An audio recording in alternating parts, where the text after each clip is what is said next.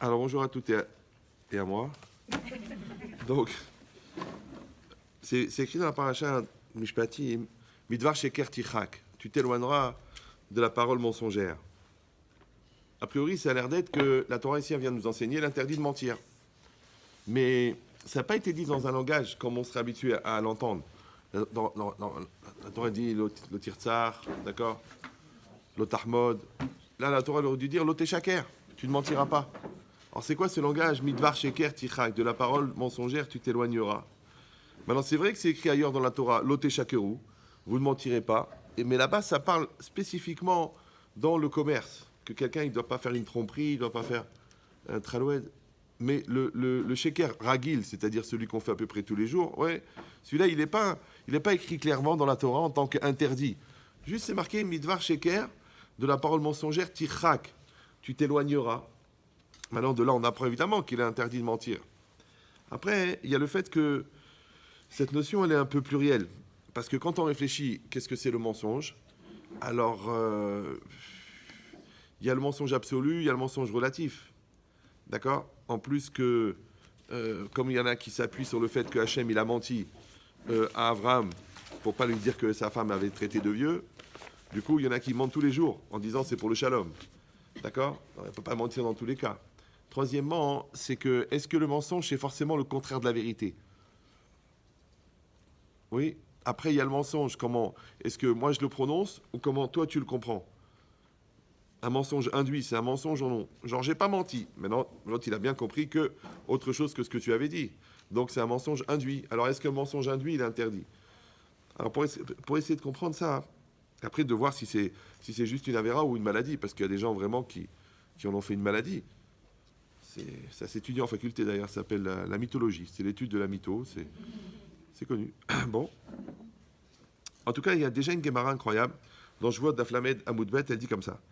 Minaïn le Dayan Shiodea Bechavero Shiu Gazlan. D'où est-ce qu'on sait que si un Dayan, un juge rabbinique, il sait que celui qui est assis à côté de lui, c'est un voleur. Bon, c'est très rare, hein. Ouais. Alors, ou alors, ou alors un témoin qui vient pour témoigner, et le deuxième témoin qui vient, le gars, il sait que c'est un rachat, il sait un tordu, il sait que c'est un menteur, un voleur. Donc il sait qu'il n'est pas cachère pour la hidoute, ouais. Est-ce que lui, il doit rien dire? Il dit, écoute, Mina Shamaïm, ouais. Ou non, il dit, je peux pas participer à un sheker. Alors d'où est-ce qu'on sait qu'il ne doit pas s'associer à lui? Alors, parce que marqué, Bidvar sheker tichak, de la parole mensongère, tu t'éloignes.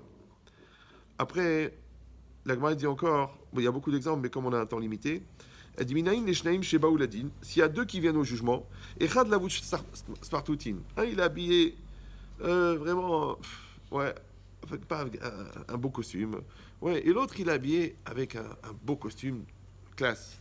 Donc un bien habillé et l'autre est mal habillé. Donc un ça se voit clairement qu'il est riche et l'autre ça se voit clairement qu'il est pauvre.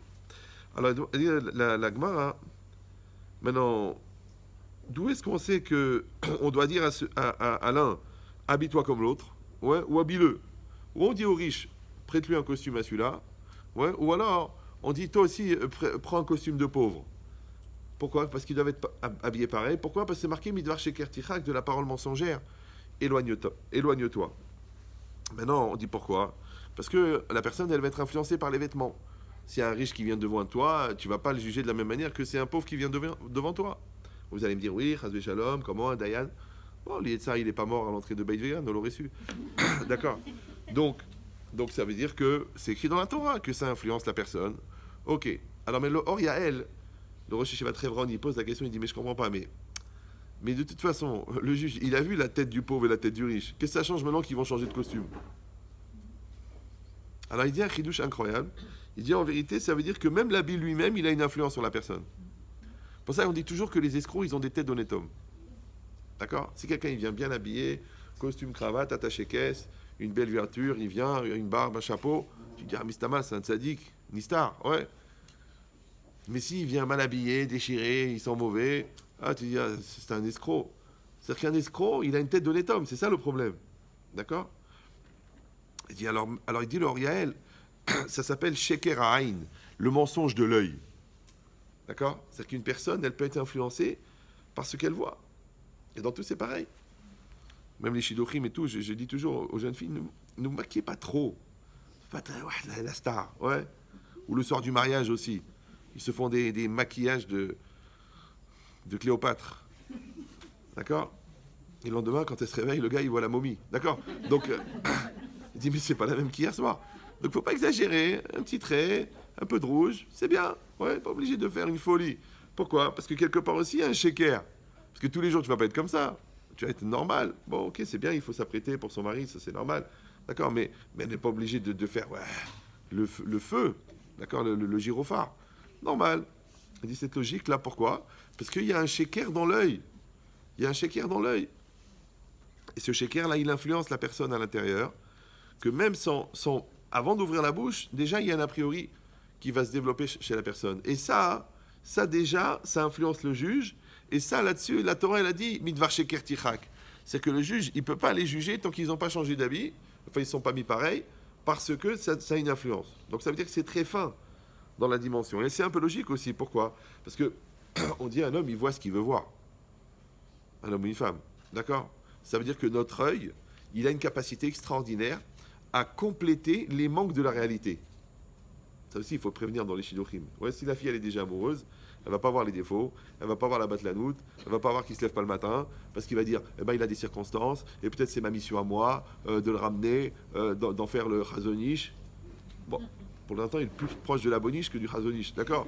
Mais comme tu es déjà amoureuse, ça y est, tu arrêtes de réfléchir, ton cerveau, il sert plus à rien, tu peux le jeter, d'accord? Puisque tu réagis entièrement avec ton cœur. Mais par quoi tu as été trompé? Parce que tu as vu. Tu me dis, j'ai vu, il est venu avec le chapeau, il est venu avec le costume. Ok, mais il t'a dit un Dvar Torah ou il t'a raconté un film? Bon, il était plus proche du film que... Alors, bon, est-ce qu'il était superficiel ou il était essentiel? D'accord? Est-ce qu'il a parlé de l'argent de tes parents pendant 1 heure et quart? D'accord? Donc ça veut dire quoi? Ça veut dire, regarde ce que tu vois. Tu dis non, il est mignon, il est sympathique, il a un sourire incroyable et tout ça. Oh là là, c'est fini. Ton cerveau, il marche plus. Sheker ha'ain, le mensonge de l'œil. Au point que l'Agma, elle dit que quand les témoins y viennent, même pour un meurtre, on est obligé de les interroger séparément, et on leur pose des questions très précises. Comment il est habillé le meurtrier? Quelle couleur la chemise? Est-ce que c'était à carreaux? Est-ce que c'était uni? Comment il était le couteau? L'Agma, elle dit, est-ce que c'était un couteau avec un manche en ivoire, avec un manche en bois? Est-ce qu'il a fait le geste de haut en bas ou de bas en haut? Tu dis, mais écoute, c'est pas la peine. Le gars, il te dit, j'ai vu le meurtre. Qu'est-ce que tu veux maintenant de m'embêter avec les détails? Ouais. Alors, elle donne un exemple. Elle dit, c'est comme si quelqu'un il rentre dans une pièce, et cette pièce, elle est fermée. Il y a une seule porte. Il rentre. Il trouve un gars allongé, en train de mourir, avec la gorge ouverte, et un deuxième qui le tient par les cheveux, avec un couteau plein de sang. Qu'est-ce que tu vas dire? C'est facile. Qui est le meurtre? Qui est la victime? D'accord. Mais le pire, c'est que la personne, elle va fabriquer l'image dans sa tête. Elle va dire, je l'ai vu le tirant en arrière, et j'ai vu planter le couteau, et j'ai vu égorger. En vérité, il n'a rien vu. Il a vu une situation, ouais, qui est Mechayev Oto l'Archov que. Vous me suivez ou non? Ça veut dire c'est induit par la situation. Ça s'appelle une illusion d'optique, ou ça s'appelle, quand on va finir en saumon fumé, il fait très chaud, vous n'avez pas... Ouais. Donc ça veut dire quoi? Ça veut dire que... Si vous voulez que je frise, c'est à cause de ça. Non, je rigole. Donc ça veut dire quoi? Ça veut dire que des fois, une situation, elle peut impliquer que... D'accord? C'est comme si dans la perspective, tu vois quelqu'un qui sort du bâtiment, il est sorti du 42. Ouais, mais au 44, il y a un cinéma. Et dans la perspective, tu dis, je l'ai vu sortir du cinéma. Ouais, c'est Sheker ha'ain aussi. D'accord? Pourquoi on a créé les caves de Chout? Pourquoi il y a une mitzvah de voir positivement? Pourquoi de chercher les circonstances atténuantes? Pourquoi? À cause de ça. À cause de ça. On raconte une fois le brisquereau. Sa femme était en train d'accoucher et il était jeune marié et il est parti pour appeler l'ambulancier ou je sais pas quoi, et c'était Shabbat et il avait une lampe dans la main. Ouais. Il n'a pas commencé à dire attends, le fils de Briskerov avec une lampe dans la main, Shabbat. Il a dit ma femme elle est en train d'accoucher, c'est sakana. C'est tout. Ah, maintenant les gens ils vont se tromper, ils vont dire ah voilà, tu vois les fils de rabbin. Hein. Ouais. Et c'est ça l'idée. L'idée c'est que d'un côté tu dois avoir une conduite irréprochable, d'accord? C'est pour ça que la Gemara dit dans Hana, à propos de Hana, que Vaïchachevla les Shikora, il a cru Élie qu'elle était ivrogne, d'accord? Parce qu'elle était en train de prier, mais lui il croyait qu'elle était en train de cuver son alcool. La Gemara dans Brachot, la Medamoudbet. Et là-bas, la Gemara dit un truc incroyable, elle dit que Kol mi shenershad bedavar sheenot tzarich leodio. Celui qui est soupçonné d'une chose qui n'est pas, ouais, est obligé de faire savoir, c'est-à-dire de se justifier auprès de la personne qui le soupçonne. C'est très dur à comprendre cette Guémara. Bah oui, parce que si j'ai fait quelque chose de mal et que l'autre il me soupçonne, je dis tant pis pour toi, c'est le début de la capara. Ouais, parce qu'il y a l'art décoratif, l'art moderne et l'art chouma. D'accord. Mais imperturbable. D'accord. Mais donc c'est tant pis pour toi. Maintenant on t'a vu. Mais si j'ai rien fait, Bémet, j'ai rien fait. Mais l'autre, il a la tête tellement tordue qu'il voit du mal chez moi. Moi, je dois aller chez lui pour lui expliquer attention. Attention, tu m'as vu sortir du 44, mais en fait, c'est faux, je suis sorti du 42. Mais comme tu es dans la perspective, tu as pu croire que moi, je dois aller voir. Vous savez combien il y a de fous dans le monde? Comment chaque personne, je dois aller le voir? Alors, comment la Gemara peut dire une chose pareille? Que Anirshad Bedavar chez Eno. D'accord? Anirshad Bedavar chez Yeshlo. Si quelqu'un il me soupçonne de quelque chose qui est. Eh ben c'est comme c'est la vie, d'accord? Où les gens ils le ressentent, où les gens ils le perçoivent, où les gens ils voient un signe. Il n'y a pas de fumée sans feu. Ça n'arrive pas à n'importe quoi, n'importe qui. Donc le bon Dieu il révèle. La Gemara dit les avérotes qu'on fait en cachette, le bon Dieu il les révèle en public. Mais pas au moment où tu t'y attends le plus. D'accord? Tu as choisi l'endroit le plus perdu pour aller en vacances à 180 km de Khlel Khalé. Ouais. Et là tu mets ton maillot de bain sympathique et tu rencontres ta voisine de Bnebrak. Évidemment, tu te demandes qu'est-ce qu'elle fait là, mais elle, c'est trop tard, elle t'a vu. Tu dis, mais je comprends pas, je suis venu à la fin du monde. À la fin du monde, elle va te rattraper. Ouais. Pourquoi? Ça s'appelle Nirshad, mais d'avoir chez Yeshlo. Ça veut dire, je suis tordu et j'essaye d'embrouiller, de cacher et d'être hypocrite. T'en fais pas, allez. Sauf d'avoir à Kol Nishma. Ouais. Mais là, c'est le contraire. C'est que j'ai rien fait. J'ai rien fait. Mais l'autre, il me voit mal. Et moi, je dois lui expliquer. C'est bizarre, non? Oui, non? Oui. Alors moi j'ai dit un enseignement, mais il n'engage que moi, et au pire j'ai raison, c'est que, en fait, ça veut dire, dans la Gemara, puisque moi je dois aller expliquer à quelqu'un qui me soupçonne à tort que j'ai rien fait de mal, ça veut dire que je dois avoir un comportement parfait, tellement parfait, que l'autre, même en se trompant, il ne trouve pas une erreur. Oui, non? C'est un peu tiré par les cheveux sur le crâne d'un chauve, mais vous comprenez l'idée ou non? Non? C'est-à-dire que l'autre, même en se trompant, il ne voit pas d'erreur. Il veut l'erreur, il cherche l'erreur. Il y a des gens comme ça, méchants, cruels, parano, débiles. Ils cherchent le mal, ils cherchent la faute, ils cherchent le... Même ils cherchent, il n'arrive pas. Soit parce que j'ai ce qu'on appelle un crédit automatique. Par exemple, si vous voyez Baba Salé qui sort d'une boîte de nuit, pendant combien de secondes vous imaginez qu'il fait une avéra? Non, vous dites il est venu ramener les tefilines à l'ouvreuse. Ouais, c'est normal, c'est Baba Salé. Donc il a ce qu'on appelle un crédit gratuit. Maintenant vous, si vous avez une perpétuité d'être tellement parfaite, et si vous avez un visage tellement parfait, et si vous rayonnez de perfection, la personne, même si elle veut trouver l'erreur, elle n'arrive pas. Et ces fois, ces gars-là, ça les épuise. Parce qu'en fait, les trois quarts des gens qui voient les erreurs des autres, c'est parce qu'ils sont gênés par la perfection de l'autre. Et ils ont besoin de l'erreur de l'autre pour justifier les leurs. Genre, on est tous pareils. On n'est pas pareil. Une personne qui travaille pas Simidot, c'est pas la même chose. Ouais, mais les gens ils disent non. Koulanou Rishaïm. Ouais. Non. Il ne faut pas avoir peur de chercher la perfection. Parce que même si vous faites la moitié du chemin, déjà vous êtes bien. Mais si vous dites, bon, bah, qu'est-ce que tu veux qu'on fasse? On est humain. Ouais, mais humain, ça ne veut pas dire animal. Animal, c'est quand le jeu et le mal qui est en toi, ils s'assimilent. Animal. Rakatrana. D'accord. Donc ça veut dire quoi? Donc, qu'est-ce qui est marqué ici? C'est que la personne est... Donc c'est pour ça qu'on interroge les témoins, parce que les témoins, ils vont fabriquer l'image qu'ils ont besoin de voir parce qu'ils ont vu le meurtre. En fait, ils n'ont pas vu le meurtre, mais ils ont vu une situation qui induit que le meurtre a eu lieu, et que comme il n'y a pas de porte, il n'y a pas de fenêtre, et qu'il n'y a que ces deux-là, donc ils ont déjà condamné que c'est lui la personne. Ah, il manque des éléments, ils les ont pas vus, donc ils vont les imaginer. Donc leur cerveau, il va fabriquer l'image. Mais c'est seulement quand on va les contredire l'un l'autre, on va les comparer.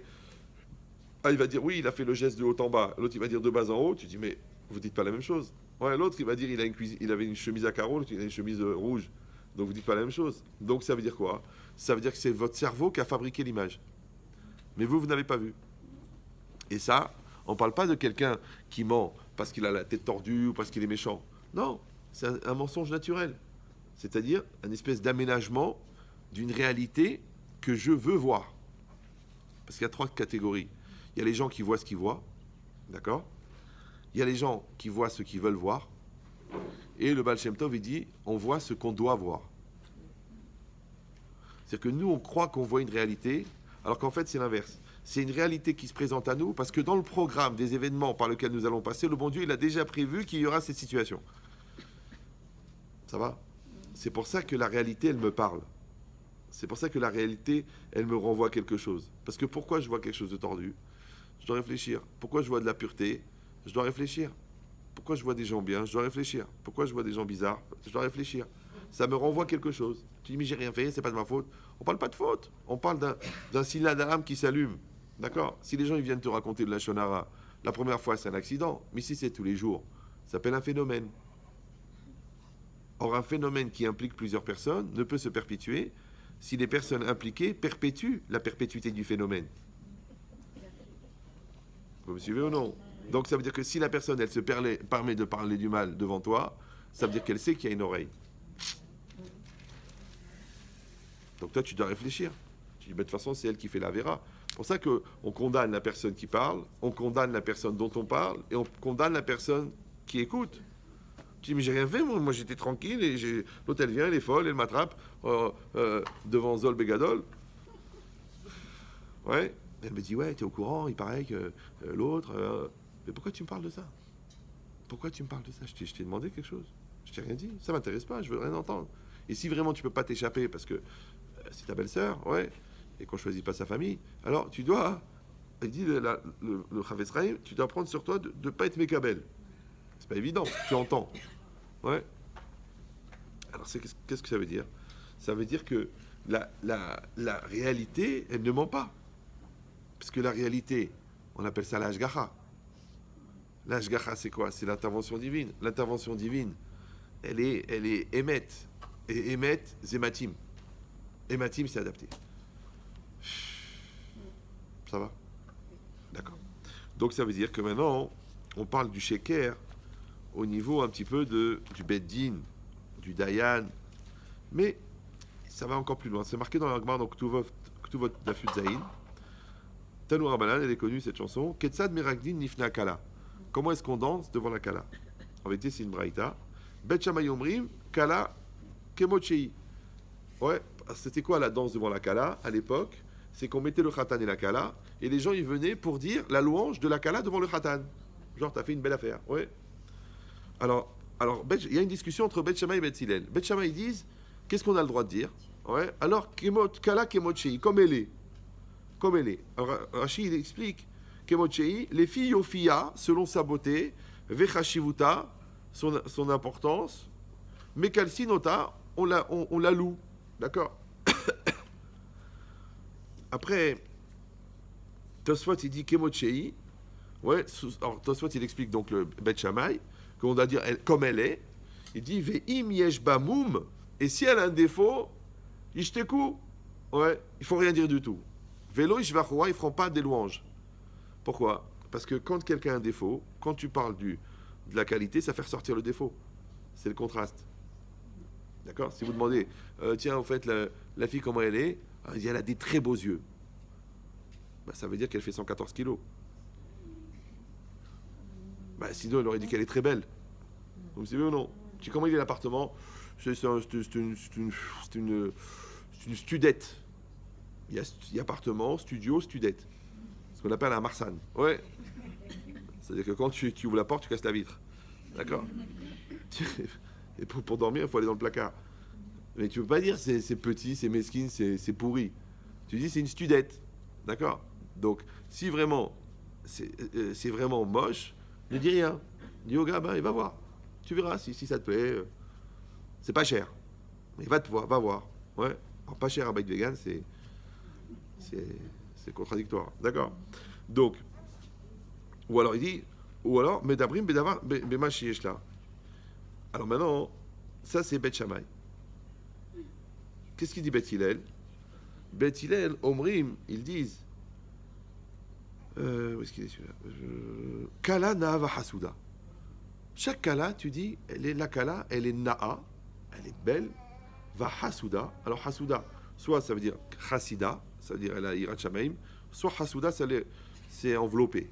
Bon, à l'époque, c'était à la mode. Aujourd'hui, ils veulent des squelettes, mais à l'époque, ils préféraient le confort. Alors, Amrou la M, Bet Shammai et Bet Hillel.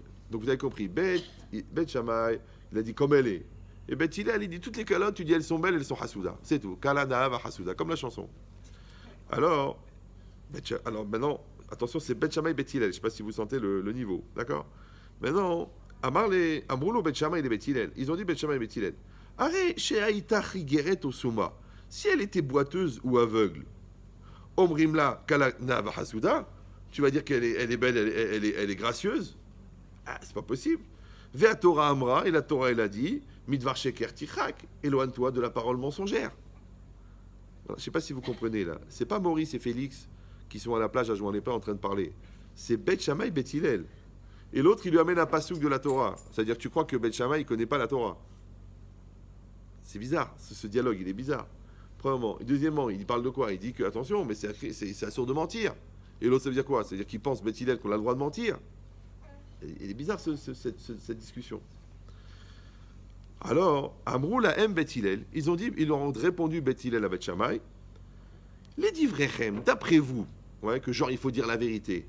Michelakar Mekar Ra. Si quelqu'un il a été au marché, il a fait une affaire, il s'est planté, il s'est fait avoir, il a acheté une voiture par exemple, pas chère du tout, ouais, en vérité elle roule pas. Ouais, mais ça lui fait un canapé, mais c'est cher, à 10 000 shekels. D'accord. Alors il dit Michelakar Mekar Ra. Quelqu'un qui a fait une mauvaise affaire, Bachouk, d'accord, du marché. Qu'est-ce qu'il faut? Il faut lui faire de la louange ou dire elle a choisi une robe, elle est moche, il a payé très cher. Tu dis ah bah bravo, oh, elle se va bien, c'est magnifique. Pourquoi tu vas la casser maintenant? Déjà elle s'est fait avoir, tu vas lui rajouter encore la ramma. Ouais. Donc dis-lui que c'est bien. Donc il donc il doit l'embellir à ses yeux ou il doit la rabaisser à ses yeux. Évidemment, il doit la louer, parce que de toute façon, il a déjà acheté. S'il n'a pas acheté, tu t'y réfléchis, fais attention, elle est mal placée, elle est humide cette maison. Mais maintenant, il a déjà acheté. Tu vas lui dire, tu t'es fait avoir. Déjà, c'est cher, en plus, il va avoir l'angoisse. Mikan Amrou, regardez le langage. Mikan Amrou, Chachamim, de là, ils ont dit les sages, les olam teedato shel adam meurevet imaveriot. Toujours l'esprit d'un homme, il doit être meurav, il doit être mélangé avec les créatures. C'est quoi meurav? Meurav, ça veut dire mélanger, mais meurav, ça veut dire aussi arev. Arev, c'est doux. Ouais, en anglais, on dit chlou. D'accord. Ça veut dire que tu dois être bien avec les gens. Mais c'est pas évident. Parce que si c'est un intellectuel, il faut lui parler intellect. Celui-là, il est dans la nostalgie de Doujda, il fait lui plaisir. Celle, elle adore les recettes de cuisine. Ne commence pas à lui raconter le Kuzari ou Rav Dessler. Elle adore la cuisine. Raconte-lui la cuisine, ça lui fait plaisir. Ah, c'est quoi la recette des boulettes? Ne lui dis pas, c'est superficiel, qu'est-ce que ça veut dire? Tu penses pas à Dieu. Arrête de lui mettre les boulettes. D'accord? Non, tu lui parles selon son langage. Ça s'appelle Meurevet Imaberiot. Oui, c'est ça un chacham. C'est ça une dame qui est chachama. Ça veut dire, elle sait s'adapter à la personne. Et elle lui donne ce que la personne elle a besoin d'entendre. Pourquoi tu vas la casser? Dans le sens, comme les intellectuels, ils offrent des livres. Mais le gars, il veut pas lire, achetez-lui des gâteaux. Tu dis, mais je pense que c'est bien. Mais ouais, tu penses pour toi, tu penses pour lui. Le cadeau, il est pour qui? Ah, tu dis, ouais, il va tellement être dégoûté, il va me le rendre. Non, ça veut dire quoi? Ça veut dire que tu t'adaptes à la personne. C'est pour ça que, l'adaptation, c'est aussi le émet. Ouais, puisque Ravolbeu, il dit émet chez nomatim kimat sheker. Une vérité qui n'est pas adaptée, c'est presque un mensonge. Comme quelqu'un, il a fait choix il y a 3 jours, tu commences à lui donner la halachot de Netietaïm selon le Harizal. Laisse tomber. Même le Dayan, quand elle téléphone au Dayan, elle dit bonjour Rav, je voulais savoir comment ça se passe pour les buddy-cotes. Alors le Rav, il demande, il dit excusez-moi, vous avez la tête couverte? Non. Vous allez à la plage mixte? Oui. Vous êtes Shomer et Shabbat? Blineder. Bon, alors vous faites premier jour, dernier jour. C'est comme ça. Ouais. Ah, vous êtes religieuse? Vous ratez pas un jour. Ah, pourquoi ma copine vous lui avez dit? C'est adapté. C'est comme ça. C'est les Dayanim. Ouais. Demandez à Rav Dreyfus, demandez. Il faut adapter à la personne qui est en face. C'est normal. Comme un Mechalel Shabbat, il vient te voir, il dit ce Shabbat, j'ai fait le kiddush. Ah, kol hakavod, bravo. Merci pour ce que tu fais. Mais même il a transgressé à part ça 260 fois Shabbat pendant Shabbat. C'est pas ton problème. Parce que c'est comme Tinok chez Nishba. Il vient de naître. Le gars, il est sorti de la Corrèze ou de la Picardie. Il a fait kiddush. Kolakavod, bravo. Tu dis, ouais, mais de toute façon, ça vaut rien. De toute façon, il est Mechalel Shabbat. Si tu as du mal à le supporter, imagine-toi que Dieu, il te supporte. Et comme tu n'es pas le stapler, ça va te calmer, ça va te... Parce que les gens, ils sont durs. Il faut être dur. Mais avec des bonnes intentions. Mais les goïms, ils ont déjà une phrase pour ça. Ils disent l'enfer est pavé de bonnes intentions. Donc les bonnes intentions, tu les gardes pour toi. Ouais, et la souffrance, tu la gardes pour toi. Parce que tu penses que ça fait évoluer, alors commence par toi. Et les autres, ouais, tu leur donnes du bien. Tu dis oui, mais ça marche pas toujours. Hein, des fois, quand on est trop gentil, ça marche pas. Vous savez que Toda, ça veut dire merci. Et Hachem, c'est Yudke Vavke. Eh bien, Toda Hachem, la Gematria, c'est 441. Et c'est la même que Emet. Emet. Moi, je sais qu'il y en a qui l'écrivent en deux mots. Emet. Il est mort. Tu Emet. Parce que la vérité, ça tue. En fait, la règle, c'est que les gens qui aiment la vérité leur donne la vie. Les gens qui fuient la vérité les tue. Donc c'est toi qui décides si tu vis ou tu meurs. Maintenant, si c'est ça, donc on a dit, mais c'est quoi cette discussion entre Beth Shammai et Beth Hillel? Alors en vérité, en résumé, parce qu'il est déjà écart, je ne vais même pas comprendre que le cours a commencé, c'est que Beth Shammai, il va dire, écoute, la vérité, elle est absolue. D'accord? La vérité, elle est absolue. Ça fait 28 cm, ça fait 28 cm. Ne me dis pas, c'est gentil, c'est moyen, c'est mignon, c'est 28 cm. D'accord? Tu me dois 100 euros, tu me dois 100 euros. Je t'en prie, 100 euros, qu'est-ce que c'est pour toi? Non, tu me dois 100 euros. Maintenant, si je veux, moi, je te dis, c'est pas grave. Mais ne me dis pas, c'est rien, 100 euros. C'est 100 euros, la preuve, tu me les as empruntés. Parce que si tu m'as rien emprunté, d'accord? Alors pourquoi tu veux me demander rien? Donc ça veut dire que Beth Shammai, ils disent, la vérité, elle est absolue. Beth Hillel, lui, il dit, non, la vérité, elle est relative. Pourquoi? Parce que, c'est ce qu'il explique là-bas, la Chita Mekoubet 7, elle dit que quand tu dis Kalana Avahasuda, la Kala, elle est belle, elle est gracieuse. Tu dis oui, mais il lui demande, mais si, je ne comprends pas, si elle est boiteuse, si elle est aveugle, tu vas dire qu'elle est gracieuse. Il a dit Kalana Avahasuda Be'ene Ba'ala. Aux yeux de son khatan. Lui, il la trouve belle. Qu'est-ce que ça peut te faire à toi? Ah, c'est pas le canon de la beauté, elle peut pas passer dans les magazines, d'accord? Elle a des hanches, elle a des épaules, j'en sais rien. Mais qu'est-ce que ça peut te faire à toi? Lui, il la trouve magnifique, lui. Lui, c'est elle qui veut. Qu'est-ce que tu es en train de lui dire? Ouais. Non, je dis ça parce que j'ai vu même ça, même des parents des fois, des mamans. Ouais, elle est pas assez belle pour mon fils, elle est pas assez belle pour mon fils. Oh, c'est qui ton fils? Même fils, d'accord? Donc, non, parce qu'il y a une maman, elle a une maman tunisienne, elle a amené son fils au port, il devait partir. Alors, elle a dit, quand tu rentres dans le bateau, tu te mets devant le hublot que je te vois. Alors, je te prends la photo. Alors, il est rentré dans le bateau, maintenant c'est un bateau énorme, il y a 10 000 hublots. Et lui, il est sorti. Il est arrivé dans sa cabine, il a sorti la tête. Alors elle a regardé comme ça, il y avait quelqu'un à côté. Et il a dit, madame, vous êtes émue? Elle a dit, oh là là, qu'est-ce qu'il lui va bien le bateau.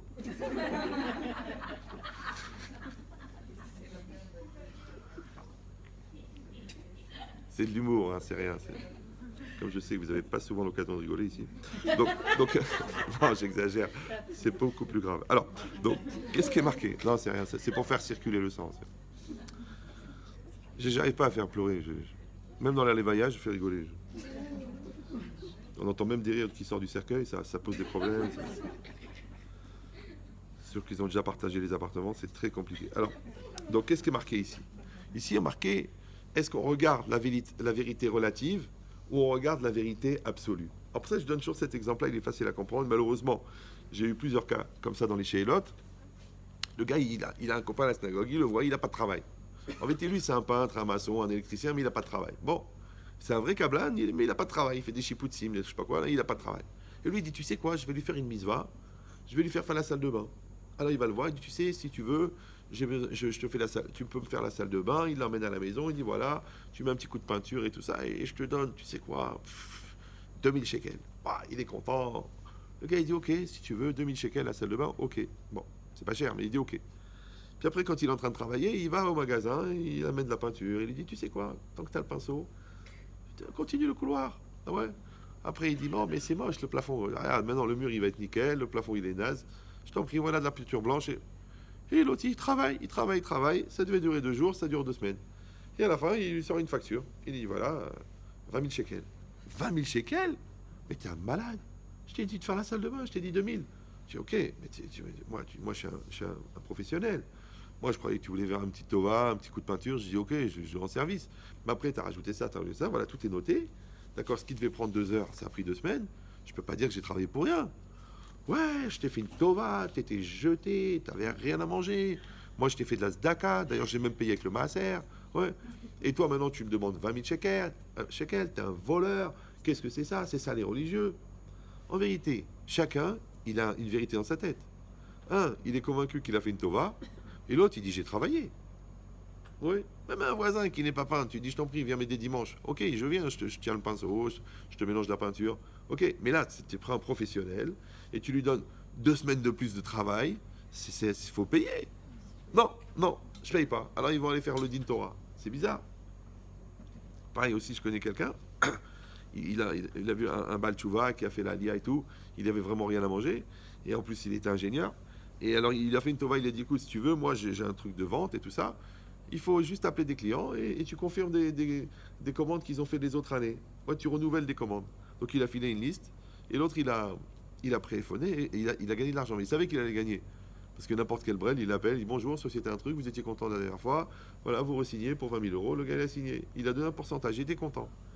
Et puis au bout de 3 semaines, il dit bon alors tu me donnes, il dit bon alors, je t'ai donné le numéro de téléphone, maintenant c'est toi qui dois prendre ton téléphone et trouver des nouveaux clients. Ah dit ah non, c'est pas comme ça, moi je veux que tu me fasses comme la première fois, mais encore une fois, et la personne je lui ai dit, je dis mais quand toi tu l'as engagé pour faire du chesed ou tu l'as engagé pour faire du travail? Dans le travail, il n'y a pas de chesed. C'est comme ça. Dans le travail, il n'y a pas de chesed. Si tu fais du chesed, tu prends les conséquences avec. Si tu prends du travail, tu dis au gars, attention, je te prends, les premiers numéros, vont être faciles, le reste, c'est toi qui dois les trouver. Mais l'autre, il s'est habitué. Et lui, en vérité, quand il a fait le chesed, il ne veut pas s'enlever le mérite du chesed. Donc, il laisse rêver l'autre que ça va être tout le temps comme ça. Donc, consciemment ou inconsciemment, toi-même, tu génères chez l'autre une incompréhension. Et là, il part avec un a priori que ça va être toujours facile, et il va prendre ses 20 000 euros par mois à peine en levant la tête. Et l'autre, il dit non, à partir de maintenant, chaque coup de fil, ça va être une guerre. Parce qu'il faut le convaincre, le nouveau client, d'acheter le produit. Mais c'est ça le problème. Si tu regardes la vérité absolue, eh ben, le travail, c'est le travail. Mais si tu regardes la vérité relative, chacun, il a une vérité personnelle. Et c'est très compliqué. Pourquoi? Parce que si chacun a une vérité personnelle, comment on s'arrange? Donc tous les bâtés d'inim, ils sont remplis de quoi? Tous les tribunaux, ils sont remplis de quoi?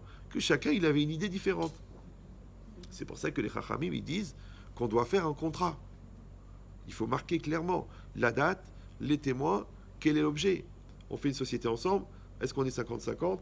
Est-ce qu'on est 30-70? Ouais, est-ce que toi tu mets le capital et tu fais rien? Est-ce que tu mets le capital et tu participes? Est-ce que toi tu amènes ta clientèle? Il faut tout marquer sur le contrat. Sinon, chaque ligne, c'est une guerre. Bah oui, parce que quand il n'y a rien, on est tous des tzadikim, on est des beaux-frères, on est de la famille, on est des rabbanim. Mais maintenant qu'il y a 100 000 shekels, maintenant qu'il y a 100 000 euros, je connais personne. Tu vas mourir, toi et ta race. Il faut voir, moi j'ai des amis d'Ayanim, ils me disent, mais tu vois les insultes, tu vois les cris, tu vois avec des chapeaux et des fracs. Hein. Parce que le gars, il a dépassé de 50 cm la construction, l'autre il veut qu'il meure, il le maudit, tu dis. Alors mon copain le Dayan, il lui dit, à ta locha, c'est la kova, shelcha. Je dis, t'as pas de la peine pour ton chapeau. Pour 50 cm, de toute façon, quand tu vas mourir, tu vois qu'ils vont te mettre dans un 6 mètres carrés. C'est bizarre, d'accord? Donc c'est pas une question peu religieux, moins religieux, que quand la personne, elle fait quelque chose avec l'autre, il faut faire un contrat. Pour ça, même quand tu prêtes de l'argent, même à tes enfants, tu fais un contrat. Ah, c'est honteux, qu'est-ce que ça veut dire? Un cousin, un beau-frère, tu fais un shtar. Oui, parce qu'il y a 2 catégories de shtar. Le shtar A ou le shtar B. C'est pas grave. Ah, vous avez vraiment quitté la France il y a longtemps. D'accord. Donc, tu dois... Bah, au Hachem. Moi aussi, je suis encore dans les territoires. Moi. D'accord. Mais les territoires occupés. Donc, ça s'appelle le 9-3. Donc c'est quoi l'idée, le 93? Donc, bon, vous qui avez grandi à Neuilly, vous ne pouvez pas comprendre. Mais Donc, mais c'est quoi l'idée? Vous avez compris maintenant, c'est que nous, on doit réfléchir. Ouais. Est-ce qu'on vit avec la vérité absolue ou on vit avec la vérité relative? Mais si on a dit que le émet chez Enomatim Kimat Sheker, ça veut dire que moi, en fait, je dois m'habituer, attention, à me regarder avec le regard de l'autre. Vous me suivez ou non? C'est comme si je dis, moi, je dis la vérité. En vérité, je crie, ouais, j'insulte et je stresse la personne. On peut dire, mais pourquoi elle ne me répond pas? Pourquoi elle ne m'écoute pas? Je dis, mais regarde dans quel état tu la mets. Pourquoi? Parce que toi, tu ne regardes pas ce que la personne voit. Ouais. Toi, tu regardes ce que toi, tu fais. Mais mets-toi à sa place. Regarde t'es hystérique. Regarde que t'es insultant. T'es stressant. Donc, ça veut dire quoi? Ça veut dire que moi, la vérité, c'est quoi? C'est ce que j'exprime ou ce que l'autre perçoit? Vous suivez ou... Comme des gens qui sont flous. Ils sont flous. Jamais ils parlent clairement. Oui, pourquoi? Pourquoi c'est dur d'être net? Mais non, parce que la netteté, elle engage. Alors que le flou, tu peux toujours dire, c'est pas ça que j'ai voulu dire. C'est pas ça que j'ai dit. T'as mal entendu. J'ai jamais dit ça. Vous me suivez ou non? Voilà. Mais ça, c'est de la malhonnêteté par anticipation. Et enfin, la troisième catégorie, c'est toujours la Gemara quand elle cherche une référence de émet et d'honnêteté, elle parle de Rav Safra. D'accord? Et la Gemara, elle raconte une histoire. Il y avait un Rav Safra, il voulait vendre sa maison. Et il y avait un voisin, un goy, qui voulait acheter la maison. Mais Rav Safra, il était en train de prier. Et Rav Safra, quand il prie, il est en plein milieu du Kriyat Shema, avec toutes les cavanotes, ça lui prend 1h15 pour faire le Kriyat Shema. Ouais. Et le goy, il vient, ah bonjour monsieur Safra, je voudrais acheter la maison. Et lui, il répond pas. Ve'ayu, Atevarim, Aile, Asher. Monsieur Safra, ben voilà, moi je pensais 10 pièces d'or. C'est bien? Allez, elle est abîmée, elle est moche, elle est... Et lui, il continue. Bon, j'ai exagéré. Allez, je suis prêt à aller jusqu'à 100 pièces d'or. Continue. Ouais. Ah, il dit, ah, vous exagérez, vous mettez la pression, ça veut dire quoi? Allez, 400 pièces d'or parce que je la veux pour mes enfants, elle me plaît. Le gars, il arrive à 1000 pièces d'or, il devient fou. Ouais. Il croyait que Rav Safra était en train de négocier avec lui. En vérité, il faisait le Kriyat Shema. Et à la fin, il va s'énerver, crier. Et Rav Safra, il finit, Hashem Elokechem Emet. Et il lui dit, voilà, ok, je signe pour 300. Il dit, je comprends pas, on est arrivé à 1000. Il dit, oui, mais je ne pouvais pas parler à cause de la religion.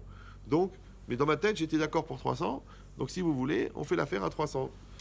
Alors, l'autre, il dit, mais de toute façon, je ne comprends pas, c'est quoi votre problème? J'étais d'accord pour 1000. Pourquoi vous voulez 300? Il dit, je peux pas. Parce que moi, j'ai été maskim. J'ai accepté 300. C'est fini, pour moi, c'est 300. Il dit, mais l'autre, il ne le sait pas. Ouais, c'est pas ton problème. C'est l'honnêteté. Ouais, que toi, tu te sens pas de faire une chose qui est malhonnête. Ah, maintenant l'autre, il est bête. Eh ben, tant pis pour lui. Il sait pas que les juifs, ils parlent pas pendant les schémas. Eh ben, ça lui coûte 700, c'est le prix des études. Ouais, il aurait dû apprendre. Non, tu dis non. C'est pas parce que l'autre, il sait pas que moi, je dois l'embrouiller. Donc moi, je suis honnête. D'accord? Donc, qu'est-ce qu'on voit ici? On voit 3 facettes de la vérité. La vérité dans le Beddin, d'accord? On ne bouge pas d'un cheveu. Et chez Karaïn, le mensonge de l'œil. On a vu la vérité avec la Kala, et ouais, qu'il y a une dimension émotionnelle, parce que tu es déjà amoureux, tu es déjà intéressé, la fille elle te plaît, le garçon aussi. Après, il y a des choses qu'on dit, des choses qu'on dit pas. Tu veux pas casser le chidour, tu veux pas truquer. Ouais, bon. D'ailleurs, il y a des halakhot. Est-ce qu'on a le droit de parler des défauts? Et si quelqu'un demande des renseignements, qu'est-ce qu'on a le droit de dire, pas le droit de dire? Si la personne elle a un passé, qu'elle elle est plus dans ce passé-là, est-ce qu'on doit raconter le passé, pas raconter le passé? C'est compliqué, d'accord. Mais tout ça, c'est du émet. Parce que si elle a un passé, mais qu'elle a fait une vraie teshuva, donc c'est plus son émet. Parce que son émet, c'est son présent, c'est pas son passé. D'accord? Bon, c'est compliqué. Mais en tout cas, et ce émet-là de Rav Safra.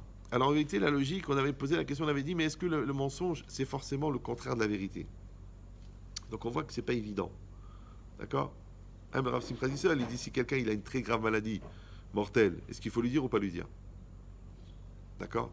Même je sais plus quel Rav, je crois Rav Eliashiv ou je sais pas quoi, qui était très âgé et très faible, il a perdu sa sœur, ils lui ont pas dit. Ils lui ont pas dit. Attends, mais tu lui dis pas, il doit prendre le deuil, il doit prendre le... Ouais, tu lui dis pas, il est très vieux, ils ont demandé la Sheila, ils ont pas dit. D'accord? Moi, j'avais un copain à la yeshiva, le pauvre, il a su que son père était mort un mois après. Ils étaient très éloignés de la Torah, il est mort dans un bled perdu, ils l'ont fait incinérer, et un jour, ils lui ont dit, tiens, en fait, ton père, il a fait une dépression. Parce que faire le deuil, c'est faire le deuil de quelque chose que tu sais. Même déjà, les gens qui prennent des médicaments le jour de l'enterrement, parce que soi-disant ils sont fatigués et tout ça, ils ne se rendent pas compte de ce qui se passe, ils ne voient pas la mise en terre, ils sont sur une autre planète, ils n'arrivent pas à faire le deuil. Des années et des années. Parce qu'ils n'ont pas vécu la chose. Tu dois vivre la chose. Parce que ça, la vérité, il est vivant, la vérité, il est malade, la vérité, il est niftar, la vérité, on a été à l'enterrement, on a pleuré, on a crevé, la vérité, on a fait les 7 jours, la vérité, on a fait le mois, la vérité, on a fait l'année, et bon, au Hachem, on est bien, on lui parle, il est là avec nous, c'est normal. C'est une démarche, un process thérapeutique, d'accord. Mais quand tu n'es pas dans la vérité, la vérité, elle ne peut pas t'apporter. Donc les gens qui sont dans le déni de réalité, c'est vrai, ils échappent au stress de la réalité. Mais le problème, c'est que la réalité, elle augmente. Et eux, comme s'ils sont dans le déni, ils ne sont pas adaptés. Maintenant, comme la réalité évolue et qu'eux n'évoluent pas, donc ils sont de moins en moins adaptés et la réalité devient de plus en plus dure. Vous suivez toujours? Voilà, parce que c'est une logique d'éloignement. Quand toi tu t'éloignes, la chose elle s'éloigne. Après, quand tu veux la rattraper, c'est trop loin. De là la phrase très connue de Ben Chetrit, si vous avez connu à l'époque, il disait la violence du réveil dépend de la profondeur du sommeil. Donc ne dis pas c'est la vie est violente. Dites tu es Allah. Il faut être fif tout de suite. Ouais, comme les enfants, tu les suis, tu vois ce qui se passe, tu sais où ils sont, tu sais ce qu'ils font, tu sais s'ils sont bien, tu sais s'ils sont mal, tu sais ce qui se passe à l'Yeshiva, tu sais ce qui se passe avec son copain, c'est normal. Si tu dis non, Baruch Hashem. Ah ben, le Briskerov, il disait jusqu'à l'âge de 27 ans, tu dois savoir où est-ce qu'il est ton fils. Maintenant, il est marié, où est-ce qu'il est? Et toi, ta fille, elle a 15 ans, je sais pas où elle est. Elle a dit qu'il partage d'autres, finalement, elle m'a téléphoné des lattes. Ils qu'ils ont trouvé un Trump.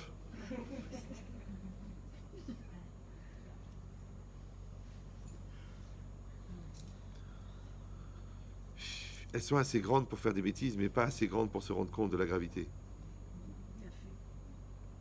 C'est ça le problème. Il y a un rave, il a dit qu'il faudrait les mettre dans le coma à 16 ans et les réveiller à 19.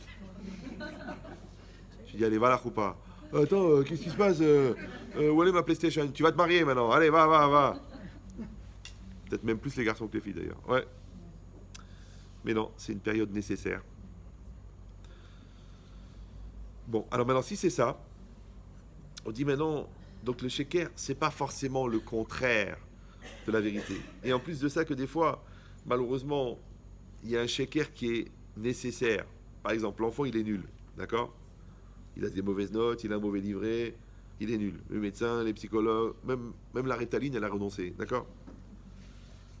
Et toi, tu dis non, moi c'est mon fils, je crois en lui, je lui donne les cours particuliers, les encouragements, la simcha, le hosher, les brachot, les nerot, Rabbi Meir Balanes, et à la fin de l'année, il est très bon. D'accord? Maintenant, j'ai un problème. Quand au début de l'année, je lui ai dit qu'il était bon, alors que c'était faux, parce qu'il était mauvais, c'était un sheker. D'accord? Maintenant, puisque lui, il m'a cru quand je lui ai dit qu'il était bon, donc il s'est battu pour réussir, et il a réussi. Donc c'est du émet. Alors c'est quoi le sheker qu'on émet? Et si je dis non, écoute, il faut lui dire la vérité, il est nul. Mais non, parce que quand tu parles au potentiel, il est bon, et quand tu parles à la réalité, il est mauvais. Mais alors, c'est vrai que de parler du potentiel à quelqu'un de 68 ans, c'est un peu compliqué. Mais de parler de potentiel à quelqu'un de 8 ans, c'est normal. On parle d'un potentiel, c'est normal. Ouais. Donc j'encourage, je donne des forces, je donne des moyens. Ah, mais c'est pas émettre. Parce que de toute façon, tu sais qu'il est nul. Ok, mais je regarde le potentiel. Vous suivez cette logique-là? D'accord. Donc c'est comme si tu sais que l'enfant il a un bon fond, mais il a un gros Yetzerara. Maintenant, quand tu cries, quand tu l'insultes et quand tu le frappes, qu'est-ce qu'il fait? Le satan, il se retourne et c'est le gosse qui prend la claque. Et qu'est-ce qu'il fait l'enfant? Il rentre dans la susceptibilité, dans la souffrance, dans la victimisation. Ouais, tu me frappes, de toute façon tu m'as jamais aimé. Mais toi, tu voulais frapper le satan. Mais le satan, il se retourne et hop, c'est l'autre qui prend la claque. Donc toi, il faut que tu renforces le côté bon chez lui pour qu'il lui-même se batte contre le satan. C'est pour ça qu'il ne faut pas dire à un enfant tu es un voleur. Il faut dire pourquoi tu as volé. Il y a une petite différence. Ah non, ça c'est une définition, c'est un tampon. Et comme l'enfant il est en recherche de définition, quand tu lui donnes, quand tu lui dis tu es un batlan, il dit bah justement j'étais en pleine recherche de moi-même, merci de m'avoir expliqué qui je suis. Tu lui dis ah qui vole un œuf, vole un bœuf, il dit ah bah merci, tu m'as donné un programme d'évolution dans mon business. Donc il volait un œuf, maintenant il vole un bœuf. Tu dis mais c'est toi qui me l'as dit, tu m'as dit papa attention, qui vole un œuf, vole un bœuf. Ah j'ai dit ok, j'ai la marche à suivre. Tu dis non, mon fils pourquoi t'as volé? T'as besoin d'argent de poche, on est là.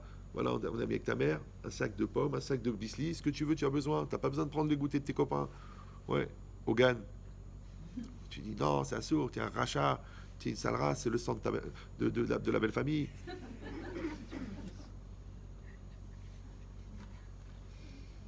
C'est compliqué des fois. Donc qu'est-ce qui est marqué ici? Que la vérité, ouais, et le mensonge, c'est pas quelque chose de net, c'est quelque chose d'évident. Ouais, évidemment dans l'halakha, dans l'honnêteté, dans l'argent, dans le mariage, t'es marié. Jusqu'au divorce, t'es marié. Non, je dis ça parce que des fois, des gens ils me disent écoutez, Rav, vous savez, on était en instance de divorce. J'attendais le gars, il voulait pas me le donner. J'ai rencontré quelqu'un, j'ai fait un bébé. Je dis mais. Non, mais des fois, dans l'ignorance. Parce que de toute façon, on ne s'aime plus, de toute façon, il n'y a plus rien, de toute façon, on est séparés, de toute façon, ça fait des années qu'on vit à 1000 kilomètres l'un de l'autre. Je dis écoutez, madame, la vérité, c'est que tant que vous n'êtes pas divorcé, vous êtes marié. Non, ça a l'air débile comme ça, ouais. Tant que vous n'êtes pas divorcé, vous êtes marié. Maintenant, elles, son émettent à elle. Mais de toute façon, Rav, il n'y a plus d'amour. Elle, mais je ne me rappelle même plus qui c'était les témoins. Je ne sais même plus dans quelle synagogue ils sont mariés, une formalité. Donc eux, ils sont tellement éloignés que la religion, c'est une formalité. Alors que toi, qui es dans la religion, si un des témoins, il n'est pas cachère, tu stresses. Parce que le mariage, c'est Minatora. On a besoin des témoins. Donc, ta vérité à toi et sa vérité à l'autre, c'est pas la même. Après, il y a une Gemara dans Shabbat, et on va conclure avec ça. Ça, c'est bizarre, j'ai l'impression de ne pas avoir commencé le cours, mais bon. C'est, la Gemara, elle dit comme ça. Shikra lokai, kushta krai. Le mensonge ne tient pas. La vérité, elle tient. Et la Gemara, elle apprend des lettres. Parce que quand vous écrivez sheker, ça s'écrit shin kufresh. Quand vous l'écrivez avec l'écriture du Sefer Torah, d'accord, le shin, c'est une pointe. Parce que dans le Sidour, il est plat. Ouais. Mais dans le Sefer Torah, le shin, c'est une pointe. Donc il tient sur un pied. Donc il est bancal. Le kouf, il tient sur un pied. Et le resh, il tient sur un pied. Alors on dit le sheker ne tient pas. D'accord. Par contre, kushta c'est emet. Kai, elle tient. Pourquoi? Parce que Aleph de emet, ça s'écrit avec deux pieds. Il y a deux pieds. D'accord, c'est stable. Le même, il est plat en bas. Donc il tient. Et le tav, il a deux pieds. Donc ça tient bien. Donc la vérité, elle tient. Le mensonge ne tient pas. D'accord. Ça veut dire aussi que quand toi, tu dis un mensonge, même si c'est un mensonge élaboré, même si c'est un mensonge intelligent, même si tu es un bon vendeur, ouais, à un moment ou à un autre, ce mensonge, il va tomber. Parce que la vérité, elle finit toujours par sortir. Des fois, c'est le contraire. Tu sais que tu es dans la vérité et tu es embourbé dans une tromperie. Quelqu'un, il t'a emmené dans une histoire. Et toi, tu dis, mais je pourrais me débarrasser du problème en mentant. Mais tu dis, non, je garde la vérité. Et des fois, ça prend 3 mois, des fois, ça prend 1 an, des fois, ça prend 5 ans. Et à la fin, la vérité, elle se sait. Je dis, oui, mais t'as vu toute cette savlanoute, alors que j'aurais pu me débarrasser en 2 minutes. Ouais. C'est comme si tu étais dans le coup. Nous, nos enfants, on les a éduqués de ne pas mentir. Et de ne pas dénoncer. Donc quand il y avait 10 gosses qui faisaient un balagan à l'école, ouais, alors ils demandaient à chaque enfant, t'étais dans l'histoire, t'étais dans l'histoire. Mon fils, il disait, oui, je suis dans l'histoire. Parce qu'il ment pas. Ah, il dit donc c'est toi. Il dit, comment chez toi? On était 10. Mais les autres qui sont intelligents, ou religieuses, je sais pas, ils ont menti. Ils ont rien, c'est pas moi.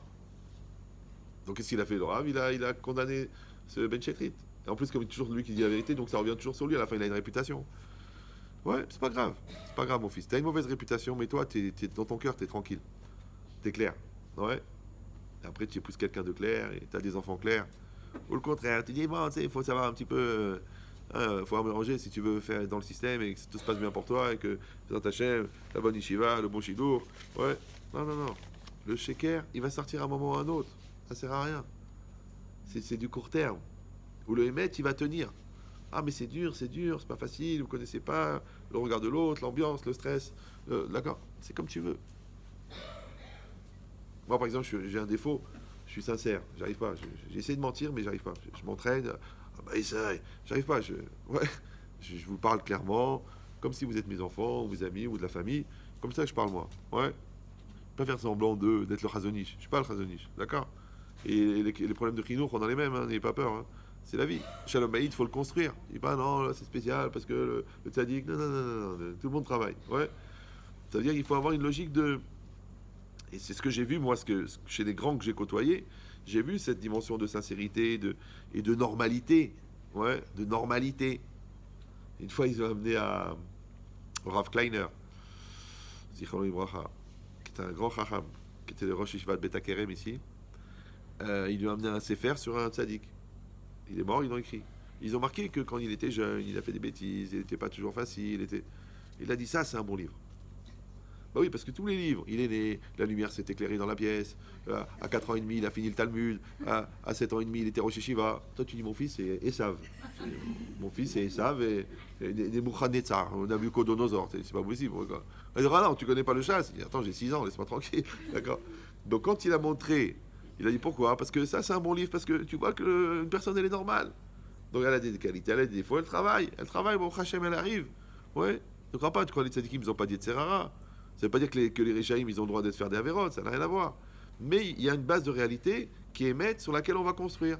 Comme un terrain, quand tu veux construire un immeuble, d'abord, tu dois payer un ingénieur qui va faire des tests de faisabilité.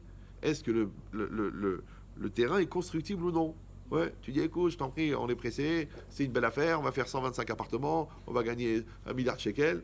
Mais attends, ça sert à rien. Parce qu'après, tu découvres qu'il y a des carrières, tu découvres que c'est de la boue, tu découvres que c'est du sable, et l'immeuble il s'enfonce. Alors qu'est-ce qu'on fait maintenant? Donc il faut faire une recherche en faisabilité. Et dans le business c'est pareil. Tu fais un chidour, vas-y prends des renseignements, pose des questions, même sur le shalom bayit des parents. Parce que c'est la référence. Demande. Ah non, il s'engueule toute la journée, mais l'enfant il est super. Je crois que la nature elle remonte pas. Je crois que les chameaux ils accouchent des oiseaux. C'est normal. Tu dis non, mais il a des midotes, il est bien. Prends des renseignements, c'est pas très grave. Au pire, tu seras convaincu que tu as fait le bon choix. Ou alors tu joues au poker, tu mets 100 000, 200 000, 300 000 sur 2 cartes qui sont retournées. Et après, toi et ta surprise.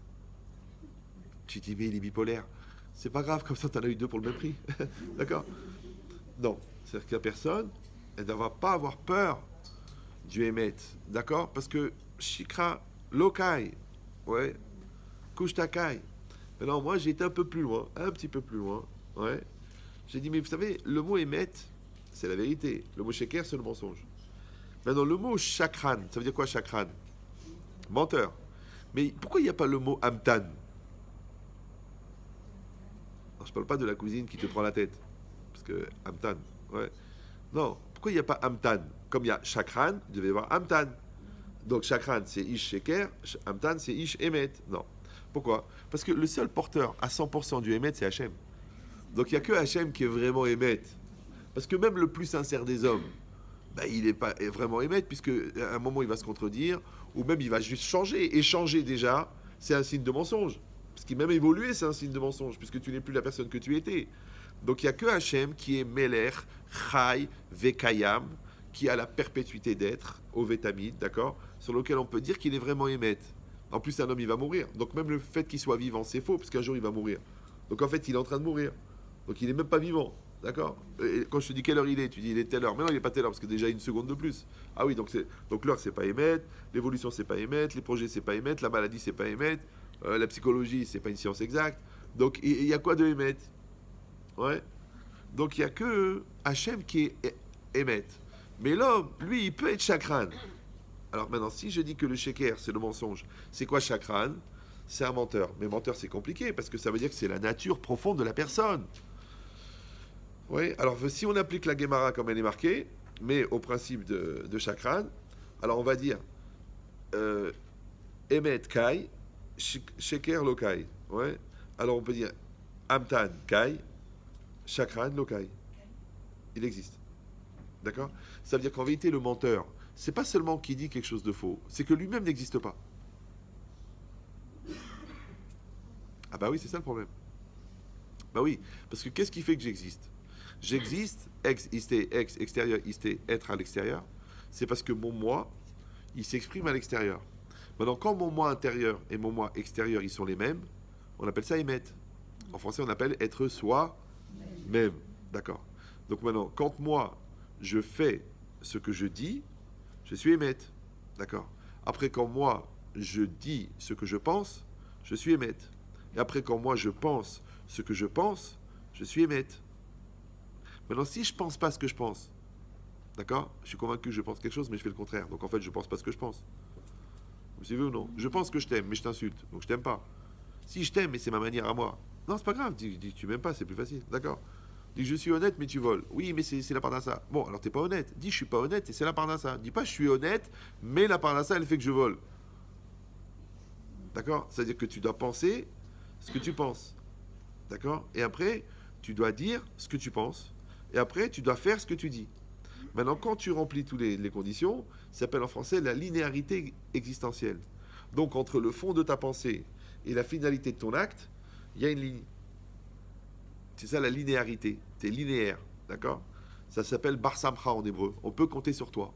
Tu dis quelque chose, on peut compter. Dans 10 ans, dans 20 ans, c'est pas que tu dis j'ai dit ça, mais je voulais dire ça. C'est parce que j'ai pas dit ça, j'ai dit ça. Ouais. Une fois, un arabe, j'ai dit pourquoi vous écrivez pas un livre? Il m'a dit non, ça sert à rien, personne n'a besoin. Après, il m'a dit non, c'est parce que. Qu'est-ce qui m'a sorti? Il m'a dit c'est pas évident, ça évolue. Je dis non, je crois que vous écrivez pas parce que vous avez peur d'être jugé. C'est tout, quand tu dis quelque chose, tu peux dire l'autre il m'a pas compris. C'est pas ça que je voulais dire, mais quand tu as écrit, il faut accepter le jugement. Il faut accepter d'avoir fait des erreurs et ouais, ça existe. L'erreur est humaine. Il y a même des religions où c'est la terreur qui est humaine. C'est pas grave. D'accord. Mais donc qu'est-ce que ça veut dire? Shikra lokai, chakran lokai, le menteur n'existe pas. Pourquoi? Parce que si la vérité, c'est une atama, c'est le fait d'être adapté à une réalité. Donc, quand moi, je me débrouille pour avoir un autre langage que ce que je vis, donc mon moi extérieur n'est plus adapté il est adapté à la réalité, mais il n'est pas adapté à mon moi intérieur. Puisque je dis une chose, mais je pense autre chose. D'accord? Voilà. Donc le problème, c'est que c'est comme si dans le couple, je dis je t'aime, mais au fond, je pense que je t'aime pas. Ouais, je te dis, ah, t'es intelligent, mais en vérité, je pense que t'es ahmar. Donc après, l'autre, il dit, ouais, mais je sens pas ton amour, je sens pas que tu me respectes, je vois pas tes yeux briller quand tu me regardes. C'est normal, je pense que t'es ahmar. Maintenant, si moi je dis t'es ahmar, l'autre, il dit, ah bon, il faut que je m'améliore. Mais toi, quand tu lui dis, mais t'es super, c'est vachement bien ce que tu es. Alors l'autre, il dit, ok, alors pourquoi je le sens pas? Pourquoi je sens pas que ton compliment, il est vrai? Pourquoi je le sens faux? C'est pareil pour un enfant, c'est pareil pour un client. Si tu penses que ça lui va pas, dis-lui ça lui va pas. Lui dis pas écoute, il faut que je fasse une vente aujourd'hui. Mais ça lui va pas, elle va revenir, elle va se plaindre, elle va dire que c'est pas la taille, elle va dire que tu l'as mal conseillé, elle va dire à tes copines que c'est pas bien. Non, tu dis écoutez, excusez-moi, ça vous va pas. Ça vous va pas, votre corps il est comme ça et comme ça, cette jupe c'est pas votre style. S'il vous plaît, faites-moi plaisir, essayez celle-là. À la limite, je vous offre la moitié et mettez là. Ah là là, merci pour le conseil. Oh, je vais vous envoyer des clients. Tu vois, le émettre, ça marche. Et c'est pareil dans tout. Alors, des fois, tu t'as honte de dire que tu es en retard à cause d'une raison débile, genre tu t'es pas réveillé le matin. Alors tu inventes une histoire, tu as été pris, l'autre le gosse il a eu un infarctus. Non. Moi j'ai vu plusieurs fois, mais je l'ai jamais lu dans un livre. Mais je l'ai vu de mes yeux, des gens qui ont fait des embrouilles à l'assurance. Vous savez, ils ont un petit accident de la route, on leur tape dans le dos, ils sortent de la voiture, ils disent ah j'ai mal à la nuque, j'ai mal à la nuque. D'accord, il fait une déclaration. Et ça c'est un truc qui est impossible de voir. Les gars, ils mettent des scanners, ils font des trucs. Après, il va chez des psychologues, il dit qu'il a mal à la tête, hein, et il prend 6, 7, 8, 20 000 euros. Mais il n'a rien. Et il rigole, et c'est un copain, tu te rends compte, tu as vu la Toyota, je l'ai acheté avec le truc, que je les ai bien embrouillés, tout ça. Et 1 an après, 2 ans après, il commence à avoir mal à la nuque. Et après, il a vraiment mal. Bah oui, parce que toi, tu as eu l'accident, tu as eu mal, on t'a donné les 20 000. Mais toi, tu as pris les 20 000, mais tu n'as pas eu la douleur. Ah, on est obligé d'arranger les choses. Et je l'ai vu plusieurs fois. Plusieurs fois. Vous avez compris ou non? Plusieurs fois. Ça veut dire quoi? Ça veut dire que, en fait, quand tu dis la vérité, tu crées une réalité. Mais quand tu mens, tu crées une réalité. Comme si toi, tu vois ta maison noire. Tu dis, elle est orientée, il n'y a pas de soleil, il fait froid, et c'est moche, je sais pourquoi on habite ici. Mais tu l'as rendue noire. Elle est noire. C'est ta vérité à toi. Maintenant, tu dis, mais objectivement, elle est mal placée. Ok, maintenant, on n'a pas les moyens. D'accord, t'es en bonne santé, je suis en bonne santé, je t'aime, tu m'aimes, on a 3 beaux enfants. Viens, on oublie ça. Ouais, et on va se prendre l'air. non, non, non, non, non, je vais faire une dépression, tu vas comprendre. Ouais. Vous comprenez cette logique-là? Donc ça veut dire que ta bouche, elle a créé une réalité. Et c'est du émettre. Mais ta bouche, elle peut créer une réalité aussi avec le shaker. Pourquoi? Parce que la vérité, c'est ce à quoi tu crois. Donc quand tu crois au mensonge, ça devient une vérité. La preuve, c'est que les gens qui sont vraiment mythos, ouais, quand ils te mentent, tu les crois. Pourquoi? Parce qu'ils croient à ce qu'ils disent. C'est ça qui est incroyable. Ouais. Donc ça veut dire que la vérité, elle est confirmée par la réalité, mais elle est nourrie par la conviction. Donc quand tu prends ta volonté et tu la mets dans ton mensonge, ouais, ce mensonge devient vérité pour toi. Et comme est vérité pour toi, et qu'Hachem dit Bederer Sherot Selelech Molichinoto, dans le chemin dans lequel tu vas aller, on te fait aller, donc elle va devenir vérité pour Dieu. Alors Dieu il dit ok, alors si tu penses vraiment que ça va mal se terminer, ça se termine mal. C'est pour ça que des fois on arrive à des paradoxes bizarres au niveau psychiatrique. Les gens par exemple qui sont déçus que leurs enfants réussissent. Parce qu'ils étaient tellement convaincus qu'ils allaient rater qu'en réussissant, le gosse il les a déçus. L'autre il était tellement sûr que sa femme n'avait aucune personnalité qu'il a été choqué quand finalement elle a passé le bac, elle a fait des études et maintenant elle a son cabinet de psychologue. Il dit c'est pas possible, c'est une hamara. Donc en fait c'est juste lui qui fait une projection. Attention, j'ai pris un exemple masculin, mais ne faites pas d'assimilation ou d'amalgame avec une personne proche de vous. D'accord? Mais c'est quoi l'idée? C'est que toi, tu dois être dans ton indépendance par rapport à ton émet, et tu dois essayer de rentrer dans le émet de l'autre, d'accord? Quand c'est une dimension positive. Maintenant, si c'est une dimension nocive, agressive et destructrice, il n'y a pas de mitzvah de se suicider, ni en une fois, ni en 10 ans.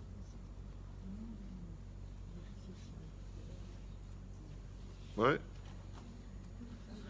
Après, la question qui va se poser, c'est est-ce que la personne, elle ne veut pas changer, ou la personne, elle ne peut pas changer.